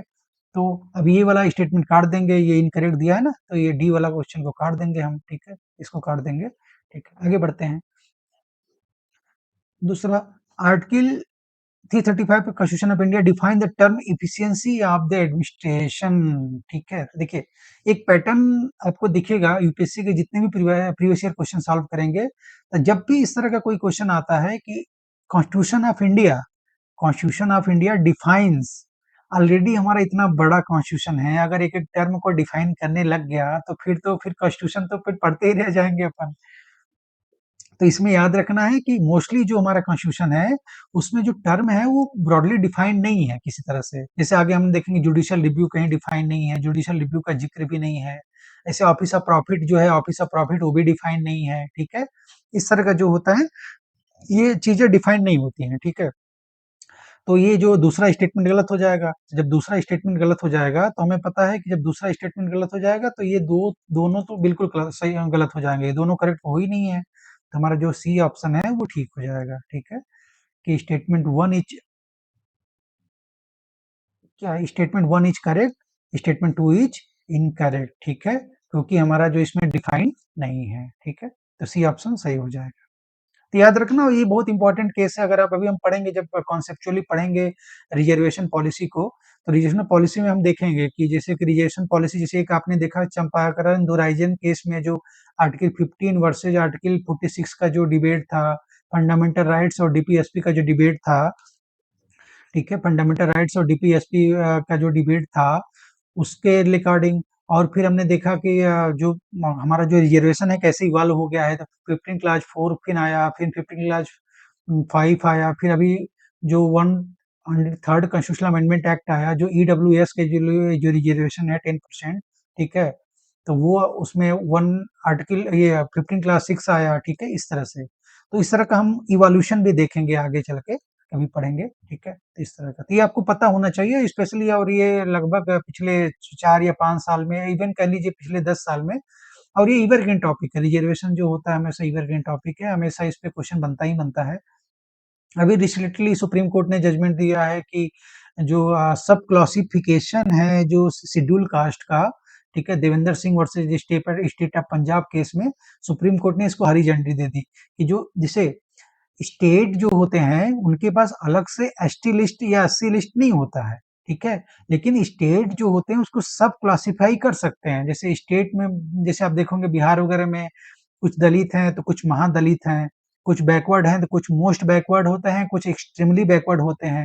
तो इस तरह के सब क्लासिफिकेशन वो सुप्रीम कोर्ट वो जो स्टेट है वो कर सकते हैं, ठीक है, क्योंकि इसको कहा जाता है कि इसको कहा जाता है एक हॉरिजॉन्टल रिजर्वेशन, ठीक है, हॉरिजॉन्टल की मतलब विद इन द कोटा, ठीक है, तो इस तरह का जो ये कॉन्सेप्ट है इसको देखेंगे हम लोग, ठीक है, तो ये ठीक है। तो स्टेटमेंट वन जो है ये करेक्ट है because supreme court India in Indira Sahni और के कामराज भी केस में यही भी कहा था, ठीक है, कि ये आर्टिकल 365 को भी इंश्योर करना है, ठीक है। सुप्रीम ये जजमेंट से रिलेटेड ये मतलब कि रिजर्वेशन से रिलेटेड ये 4-5 जजमेंट है। इंदिरा साहनी सबसे फेमस केस है, फिर के नागराज केस है, फिर देवेंद्र सिंह केस है, फिर ठीक है, इस तरह से कुछ केस है, आपको याद में रखना है उसको। अभी जो ये वो है क्या कहते हैं ईडब्ल्यूएस पे जो जजमेंट आया है उसको भी रिजर्वेशन से रिलेटेड करके पढ़ेंगे। इनकरेक्ट है क्योंकि ये कोई क्या है ये नो वेयर डिफाइंड नहीं, ये डिफाइंड नहीं है, ठीक है। आगे बढ़ते हैं क्वेश्चन में, ठीक है। 21 का क्वेश्चन देखते हैं। अगेन वही क्वेश्चन को पढ़िए और फिर उसको पॉज करिए, फिर उसका आंसर कमेंट सेक्शन में लिखिए, फिर उसका एनालिसिस देखिए, जिससे आपको मैक्सिमम एडवांटेज मिलेगा इस कोर्स का, ठीक है। पढ़ते हैं क्वेश्चन को। ए legislation a legislation which confer on the executive or administrative authority an unguided and uncontrolled discretionary power, ठीक है। क्वेश्चन देखिए क्या होता है, कोई ऐसा लॉ बनाता है, कोई लेजिस्लेशन होता है एग्जीक्यूटिव को या एडमिनिस्ट्रेशन को अ, एक अनकंट्रोल्ड और अनगाइडेड पावर दे देता है, ठीक है, in the matter of application of law, ठीक है, which of the following article of the constitution of India, तो ये कौन सा हुआ, ये जो अगर कोई इसमें क्वेश्चन क्या कह रहा है समझ में आया।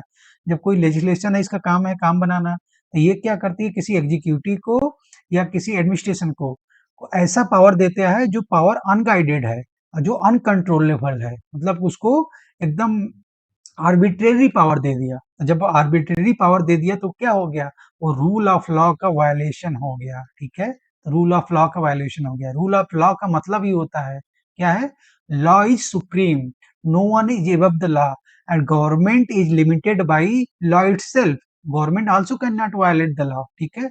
अगर कोई भी जो एग्जीक्यूटिव अथॉरिटी है एडमिनिस्ट्रेटिव अथॉरिटी है, अगर उसके पास अनचेक्ड अनकंट्रोल्ड और आर्बिट्रेरी पावर है तो सिटीजन के राइट्स को तो वायलेट कर सकता है, तो वो रूल ऑफ लॉ का वायलेशन हो सकता है, ठीक है। तो इसलिए ये आर्बिट्रेरी पावर पे आएगा। तो और ये रूल ऑफ लॉ कौन से आर्टिकल में हमारे कॉन्स्टिट्यूशन में, तो रूल ऑफ लॉ हमारे आर्टिकल में आर्टिकल 14 में है, ठीक है। ये बहुत इंपॉर्टेंट कॉन्सेप्ट है, हम अभी पढ़ेंगे आगे चल के। तो इसका आंसर कौन सा हो जाएगा, आर्टिकल 14।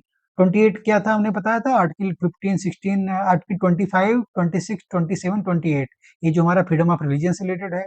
हमने आर्टिकल 32 क्या देखा था कि हमारा ये क्या है, ये कॉन्स्टिट्यूशनल रेमेडी से है, जिसमें अभी रिट वगैरह हमने देखा था। आर्टिकल 44 तो सबको फिर पता होना चाहिए क्या है ये क्या है, ये यूसीसी है, यूनिफॉर्म सिविल कोड। ये किसमें है, ये डीपीएसपी में है हमारे, ठीक है। अभी चल के इस पे भी क्वेश्चन देखेंगे हम लोग, ठीक है। आगे बढ़ते हैं, इसका वो पढ़ सकते हैं, देखिए ये कहा गया है आर्टिकल 14 जो होता है equality before law equal protection law, rule ये रूल ऑफ लॉ को इंश्योर करता है। द सुप्रीम को ये बहुत अच्छी लाइन है, इसमें आप याद करें, equality and arbitrariness are sworn enemies, ठीक है। क्या कहना है सुप्रीम कोर्ट का, equality and arbitrariness are sworn enemies, ठीक है। जहां इक्वालिटी आएगा ठीक है, इक्वालिटी बिफोर लॉ वही रूल ऑफ लॉ, और कोई आर्बिट्रेरी पावर है तो ये स्वॉन एनिमी है, दोनों एक दूसरे को वायलेट करेंगे ही करेंगे, ठीक है। तो इस तरह से तो if a law giving official unguided uncontrol power just violate article 14, ठीक है। तो हमने कॉन्सेप्ट में क्या पढ़ा, हमने कॉन्सेप्ट में पढ़ा rule of law. Rule of law में क्या होता है, अभी हमने ये पढ़ेंगे, ये जो एवी डाइसी का ब्रिटिश जो जूरिस्ट हैं उनका ये कॉन्सेप्ट है। इंडिया में जो इसका लिमिटेड एप्लीकेशन है, इसमें जो आर्टिकल 14 है हमारा हमारा आर्टिकल 14 है, वहाँ पे रूल ऑफ लॉ इंश्योर होता है। तो इसमें जो अभी इंडिया में जो दो प्रिंसिपल है, कौन सा है, एक होता है इक्वलिटी बिफोर लॉ और दूसरा होता है equal protection of law. Equality before law क्या करती है, इक्वालिटी को प्रमोट करती है। इक्वल प्रोटेक्शन लॉ ऑफ किसको प्रमोट करती है, इक्विटी को प्रमोट करती है, ठीक है। तो इस तरह से है कॉन्सेप्ट। और हमें ये भी पता है कि जो हमारा जो रूल ऑफ लॉ होता है, उसका मतलब ये होता है कि लॉ इज सुप्रीम होता ना, इसको पहले कहा जाता था रेक्स लेक्स, ये लैटिन टर्म है। रेक्स लेक्स का मतलब होता है king is king is the law, है ना, जैसे राजा जो कह दे वही लॉ हो गया। बट अब यहाँ क्या हो गया, अब अभी क्या हो गया, लेक्स रेक्स। लेक्स रेक्स का मतलब क्या हो गया कि law is the new king, ठीक है। Nothing is above the law, everyone is subjected to same ordinary law, ठीक है। तो ये है, इसके कुछ एक्सेप्शन है आर्टिकल 361 में, अगर हम देखेंगे गवर्नर और ये प्रेसिडेंट के अंदर, जब आगे अभी कभी हम डिटेल में पढ़ेंगे फंडामेंटल राइट्स को, तो उसको समझेंगे कि इसके कुछ एक्सेप्शन है और एक्सेप्शन क्यों रखे गए हैं, ठीक है। ठीक है, आगे बढ़ते हैं फिर। तो ये क्वेश्चन बहुत इंपॉर्टेंट है, और ये बहुत सारे क्वेश्चन ये बहुत सारे बच्चे इस क्वेश्चन को नहीं सॉल्व कर पाते हैं। तो इस क्वेश्चन को बहुत ध्यान से पढ़िए। अगर इस क्वेश्चन को आप कर लेंगे ना, तो आपको रूल ऑफ लॉ और ये जो कॉन्स्टिट्यूशनलिज्म का जो मतलब होता है, कॉन्स्टिट्यूशनलिज्म क्या होता है, लिमिटेड गवर्नमेंट क्या होता है, वो है, और ये रीजनेबल क्लासिफिकेशन क्या होता है, वो है, ये सब कॉन्सेप्ट जो है आर्टिकल 14 से निकलता है। आर्टिकल इक्वालिटी इक्वालिटी, ठीक है, ये सब सारे क्वेश्चन हैं इसी से आर्टिकल से रिलेटेड है, ठीक है। आगे बढ़ते हैं, ठीक है। इसका आंसर हमने देख लिया था ना, इसका आंसर हमने, ठीक है, रूल ऑफ लॉ आर्टिकल 14, ठीक है। आगे देखते हैं 21 में, what is the position of right to property in India, ठीक है। ये क्वेश्चन है, what is the position of the right to property in India, ठीक है। पॉज करें, इस क्वेश्चन का आंसर हम चाहते हैं सभी लोग दें कमेंट सेक्शन में। फिर भी ये क्वेश्चन के पीछे का जो कहानी है सबको पता होगा, ये इसका आंसर जिसने भी पढ़ी होगी, स्पेशली अगर पॉलिटी, तो अगर नहीं पता है तो अभी पता हो जाएगा। लेकिन ये क्वेश्चन बहुत इंपॉर्टेंट है। हमें पता है कि जो हमारा पहली जो राइट टू प्रॉपर्टी थी, जो पहले जो राइट टू प्रॉपर्टी थी, वो हमारा फंडामेंटल राइट्स का पार्ट था, ठीक है। कौन से पार्ट में, आर्टिकल 19(1) एफ का पार्ट था, ठीक है। और दूसरा ये आर्टिकल 31 का पार्ट था, ठीक है। ये हमारा पार्ट था ओरिजिनली कॉन्स्टिट्यूशन में, ठीक है।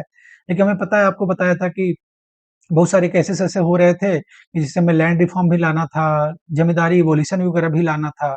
तो वो सब जो प्रोग्रेसिव लेजिस्लेशन है, उसको जो रिफॉर्मेटिव लेजिस्लेशन है, जो स्टेट का जो मैंडेट है कि वो इक्वालिटी को प्रमोट करे, इक्विटी को इंश्योर करे, सोशलिस्ट नेचर ऑफ सोसाइटी को बनाए, तो उसमें ये सब बाधाएं आ रही थी, राइट टू प्रॉपर्टी जो हमारा बाधा आ रही थी। तो फिर ये जो 44th कॉन्स्टिट्यूशनल अमेंडमेंट एक्ट आया, 44th, जब ये हमारा जनता पार्टी की गवर्नमेंट आई, तो इसने क्या किया कि इसको राइट टू प्रॉपर्टी को फंडामेंटल राइट से निकाल के इसको रख दिया article 30 capital A. Capital A का मतलब ये होता है, जहां भी किसी भी आर्टिकल कॉन्स्टिट्यूशन में अगर आपको कैपिटल लेटर में ये दिख जाए, तो इसका मतलब ये बाद में इंसर्ट किया गया है, ठीक है। ये कैपिटल लेटर का मतलब यही होता है स्पेशली। तो आर्टिकल 301 में लिखा रख दिया गया है, ठीक है। तो ये क्या हो गया, ये कॉन्स्टिट्यूशन में ही है, तो ये कॉन्स्टिट्यूशनल राइट हो गया। कॉन्स्टिट्यूशनल राइट को एक अदर टर्म में भी हम उसको लीगल राइट भी बोल सकते हैं, ठीक है। तो ये लीगल राइट हो गया। लेकिन एक कैच इसमें और है, देखिए क्वेश्चन क्वेश्चन पढ़िए, आंसर पढ़िए। ये इसको पहला दूसरा तीसरा चौथा मानिए ऐसे, ठीक है। ठीक है, पहला क्वेश्चन है, legal right available to citizen only, ठीक है। तो जैसे हमें पता है कि पहले 19 का पार्ट था, तो 19 तो सिर्फ सिटीजन का था। लेकिन अभी जो है आर्टिकल 301 जो 300 ए जो है, उसमें लिखा गया है no person shall be denied, मतलब नो पर्सन लिखा हुआ है इसमें, तो नो पर्सन का मतलब हो गया वो सिटीजन के पास भी है और नॉन सिटीजन के पास भी है, ठीक है। तो no person shall be denied have each life right to property except saved by authority of law, ठीक है, ये उसका एग्जैक्ट डेफिनेशन है, ठीक है। तो हमें याद रखना है कि ये सिर्फ क्या है, अभी क्या हो गया, फंडामेंटल राइट पहले था, अभी लीगल राइट हो गया, लेकिन सबके लिए legal right available to any person, ठीक है। जैसे हमें पता है कि हमारे बहुत सारी एमएनसी आती हैं, वो इंडिया में कुछ अपना एफडीआई के थ्रू कोई कंपनी सेटअप करती हैं। जब वो कंपनी सेटअप करेंगी, अगर उनके पास राइट टू प्रॉपर्टी ही नहीं होगा, उस प्रॉपर्टी का राइट ही नहीं होगा, तो क्यों इंश्योर करेंगे? तो ये लीगल पर्सन के साथ के पास भी होता है, ये नेचुरल पर्सन के पास भी होता है, ये सिटीजन के पास भी होता है, नॉन सिटीजन के पास भी होता है, ठीक है। तो ये याद रखना है ये क्वेश्चन, ठीक है। तो इम्पोर्टेंट अच्छा क्वेश्चन है, कॉन्सेप्चुअल क्वेश्चन है, तो इसको हमें ध्यान रखना है, ठीक है। ठीक है, तो इसमें यहाँ पे दिया गया 1978 में जो हमारी राइट टू प्रॉपर्टी थी, वहां से इसको देखिए 31 91 को हटा के निकाल दिया गया। अब इसको हाँ, ये पार्ट भी पूछ सकते हैं कभी कभी, आजकल पार्ट भी पूछ रहे हैं, तो इसको पार्ट भी याद रखना है कि पार्ट 12 में कर दिया गया है। और इसमें इसका एग्जैक्ट जो है, no person shall be deprived of his property saved by authority of law, ठीक है। तो नो पर्सन दिया है इसमें ना, नो पर्सन है, तो इसका मतलब ये सिटीजन के साथ भी है और हमारे नॉन सिटीजन के पास भी है। Person meds available to non citizen और सिटीजन दोनों के लिए, ठीक है। एंड लीगल एंटिटी, ठीक है, तो ये भी याद रखना है, अगर क्वेश्चन पूछ दे सिटीजन और नॉन सिटीजन ओनली तो नहीं, लीगल पर्सन के लिए भी होगा, ठीक है। तो हमें कॉन्सेप्ट में ये याद रखना है कि जो हमारा राइट टू प्रॉपर्टी था, वो राइट टू जो प्रॉपर्टी था ओरिजिनली क्या था, ठीक है। एक होता था ओरिजिनल फॉर्म में क्या था, फिर 44th कॉन्स्टिट्यूशनल अमेंडमेंट एक्ट में क्या क्या हुआ, ठीक है।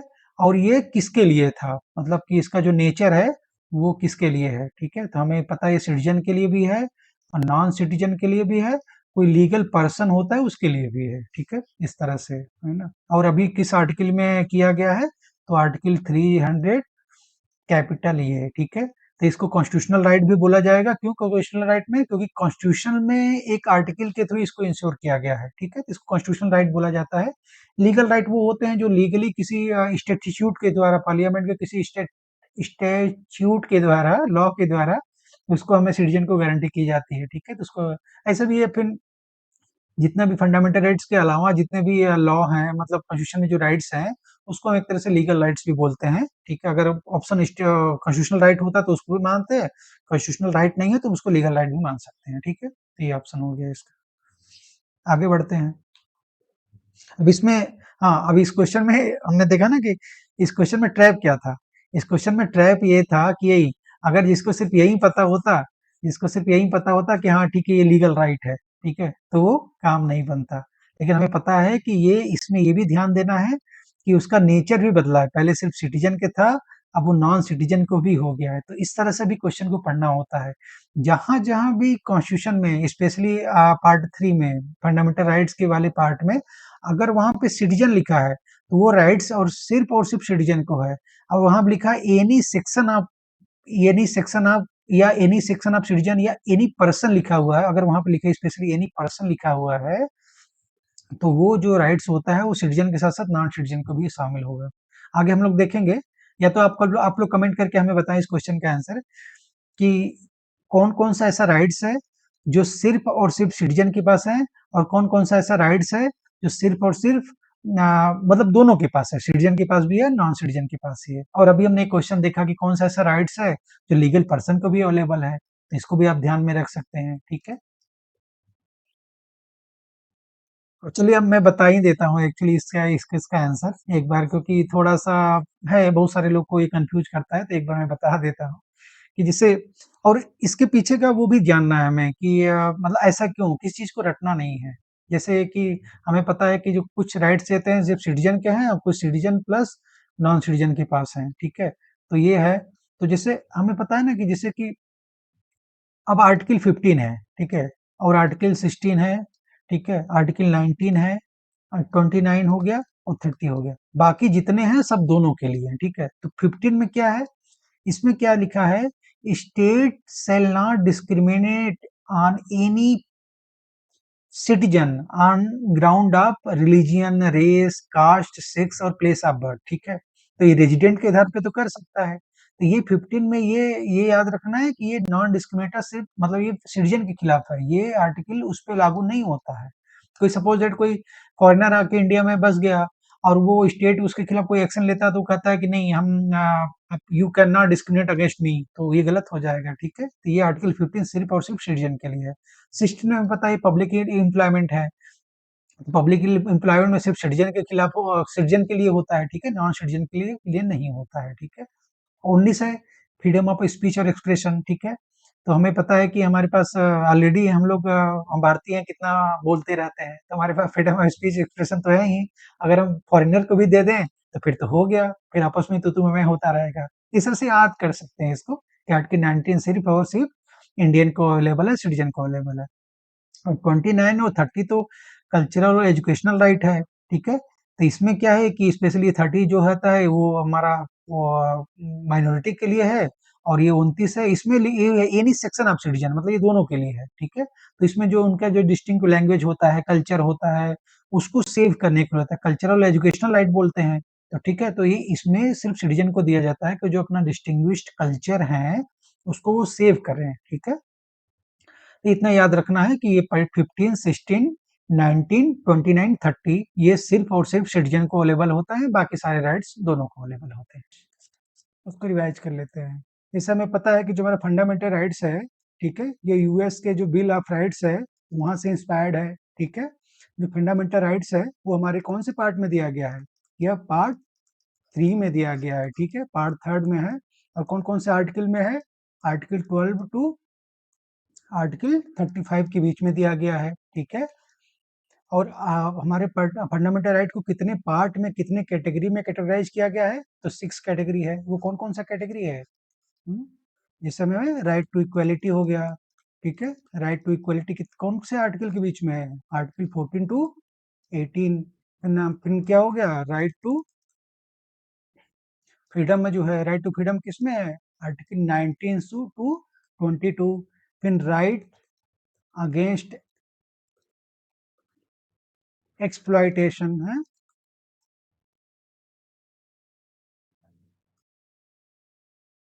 ये किस में है? आर्टिकल 23 से 24 के बीच में है, ठीक है? फिर एक होता है right to freedom of religion है। फ्रीडम ऑफ रिलीजन किसके बीच में है? ये आर्टिकल 25 से 28 के बीच में है। ऐसे जो हमारा कल्चरल और एजुकेशनल राइट है, कल्चरल एंड एजुकेशनल राइट्स ये किस में है? 29 प्लस 30। और जो लास्ट कैटेगराइजेशन है वो हमारा कॉन्स्टिट्यूशनल रेमेडी है। कॉन्स्टिट्यूशनल रेमेडी में कौन से पार्ट में कौन से आर्टिकल है? आर्टिकल 32। तो ये हमारा जो 6 क्लासिफिकेशन है, right to equality, right to freedom, right against exploitation, right to freedom of religion, cultural educational right और राइट टू कॉन्स्टिट्यूशनल रेमेडी, ये आपको पता होना चाहिए। हमारे जो फंडामेंटल राइट्स होते हैं वो हमारे जस्टिसिएबल होते हैं। इसका मतलब अगर हमारे वायलेट होती है, कौन वायलेट करता है? मोस्टली स्टेट, और कभी-कभी ये प्राइवेट सिटीजन भी जब वायलेट करते हैं तो उसको हम इस इन्फोर्स करा सकते हैं। कहाँ पे? डायरेक्ट सुप्रीम कोर्ट में जा सकते हैं अंडर आर्टिकल 32, और हाई कोर्ट में भी जा सकते हैं अंडर आर्टिकल 226 के अंदर, ठीक है? ये इसको कहते हैं ना, ये हमारा मैग्ना कार्टा ऑफ कॉन्स्टिट्यूशन है, ठीक है? मैग्ना कार्टा ऑफ कॉन्स्टिट्यूशन है। इसको मैग्ना कार्टा क्यों कहा जाता है? Magna carta of India. Magna carta क्या है? मैग्ना कार्टा ये ह्यूमन हिस्ट्री का एक पहला ऐसा डॉक्यूमेंट था जिसमें सिटीजन के राइट को एक्नॉलेज किया गया था। जो मोनार्की था उस समय, ब्रिटिश मोनार्की था, उसके राइट को कर्टेल किया गया था। तो हमारा फंडामेंटल राइट्स भी तो यही करता है। हमें क्या है, सिटीजन को एम्पावर करता है, सिटीजन को राइट देता है, और स्टेट पर लिमिटेशन लगाता है, जो स्टेट की पावर को लिमिटेशन लगाता है। इसलिए क्या कहते हैं, फंडामेंटल राइट जो होता है हमारा लिमिटेड गवर्नमेंट को इन्फोर्स करता है। फंडामेंटल राइट्स हमारा इसी लिमिटेड गवर्नमेंट को क्या कहते हैं हम लोग?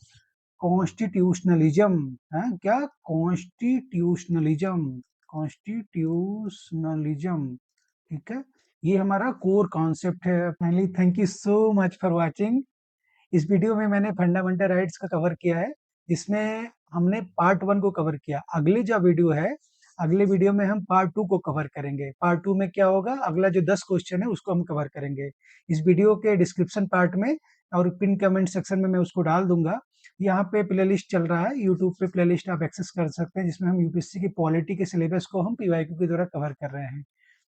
इस इस पीपीटी को और भी आने वाले फ्यूचर के लेक्चर प्लान को मैं टेलीग्राम पे शेयर करता रहता हूँ, तो आप इसको ज्वाइन कर सकते हैं और मुझसे जुड़े रह सकते हैं। यहाँ मेरे बारे में कुछ पढ़ सकते हैं, ठीक है? और चैनल से जुड़े रहने के लिए, हमें सपोर्ट करने के लिए इसको सब्सक्राइब करते रहें, जिससे मैं और भी अच्छे-अच्छे वीडियो और भी अच्छे-अच्छे क्वालिटी के लेक्चर्स आपके लिए डिलीवर कर पाऊँ। Finally, thank you so much for watching. Keep learning, keep growing, stay happy. All the best.